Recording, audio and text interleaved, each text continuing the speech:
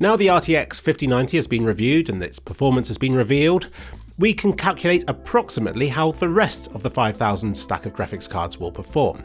And approximately is doing some heavy lifting here. I'll be reaching speed estimates in several different ways in this video and then trying to reach some conclusions about it. For the simplest calculation, you'd look at the number of compute units and see that the 5090 has roughly double the number that the 5080 does, so the 5080 should be about half its performance. But we can do better than that, because they also have different clock speeds, so I just multiplied the compute unit numbers by the clock speeds to get this rather large number that doesn't really mean much on its own, but this might be more in line with how they all perform against each other.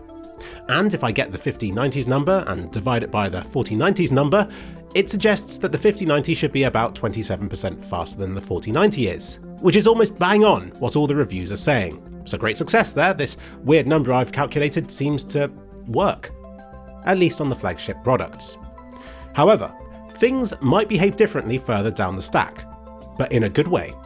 And to demonstrate this, let's ignore the 5000 series for now and focus on how the 4000 series stacks up against each other, since we already know how they all perform.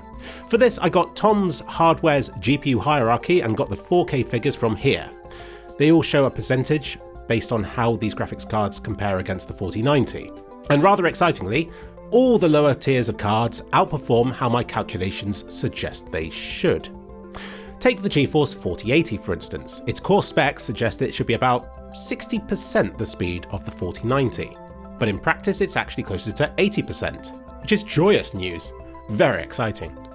So these cards outperform their specs by about 30%. The 4070 does it by 40% and the 4060 by a stonking 50%. But we're not looking at that one today.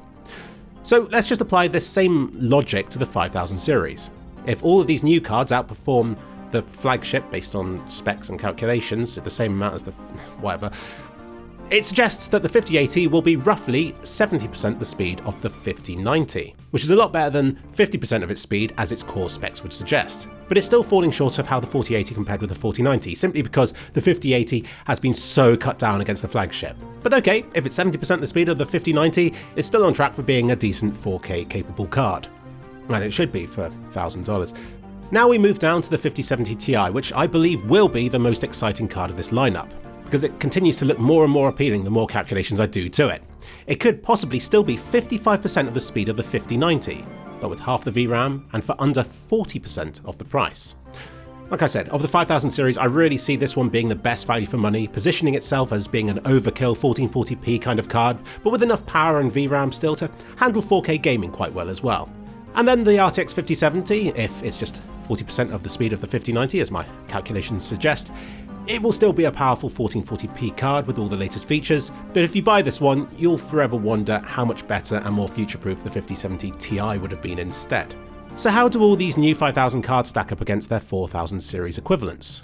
Well, first we need to investigate which 4000 series are their equivalents. There are two generations of 4000 series cards. You'd get something like the 4070 and 4070 Ti, and then you got mid-generation refreshes in the form of slightly faster or cheaper 4070 Supers, 4070 Ti Supers, and 4080 Supers. And I'd like to think that the 5000 series equivalent won't just beat their namesake, but also these mid-generation refreshes that came out after their namesakes did. On paper at least, the 5080 and 5070 Ti beat any previous gen 80 or 70 tier card respectively. But the 5070 might not, as its specs fall between that of the 4070 and 4070 Super, and it would have to go some way to close the gap in compute units between it and the 4070 Super's 7200, which is over 1,000 more than the 5070 has.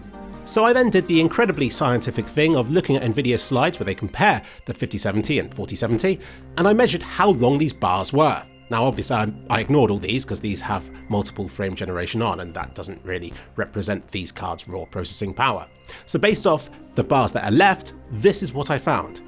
And this really is the conclusion of this video. The 5080 sees the smallest leap of being 15% faster than the 4080 was. This makes it 90% of the speed of the GeForce 4090 and 70% the speed of the 5090, which exactly matches my other calculations from earlier in this video, which is always nice to know when you reach the same conclusion in several different ways. So of all these cards' performance estimates, I am most confident that my speculation about the 5080's performance will be the most accurate. I mean, relatively confident, don't bet money on it. Meanwhile, looking at the graphs on Nvidia's site, the 5070 Ti and 5070 both outperform my earlier estimates, meaning that for their base stats, their actual performance is going to punch higher than ever.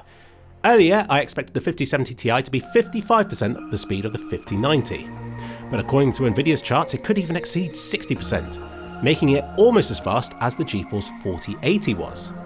So it doesn't look like we've progressed much in the last few years, what with the 70 Ti now matching last generation's 80 tier, but we have actually moved quite some way. Because for this level of performance, the price has dropped significantly. The 4080 when it was released was $1,200. The 4080 Super, $1,000, and now it's just $750 for the 5070 Ti, which looks to be almost as fast. And better price performance, for me, is more exciting than just more performance. Like I said, I think the 5070 Ti is going to be a star. And last, the 5070. The most underpowered of the new cards, the card whose sole purpose seems to be to upsell you to the 5070 Ti and to have its price suddenly cut just to ruin the Radeon 9070 sales when AMD eventually decides to release those products. The 5070 looks to be but a token jump up over the 4070 from 2 years ago. This card doesn't even look like it has what it takes to beat last generation's mid-refresh $600 card, the 4070 Super. And yet, Nvidia's charts show that it could ever so slightly outperform that card, despite having 1,000 fewer compute units. So while I'm not crazy about this card, I am curious to know how it can outperform its base specs so much. Is it from optimizations in the architecture? From a higher power draw? Does this mean it's going to be less power efficient than the 4000 series?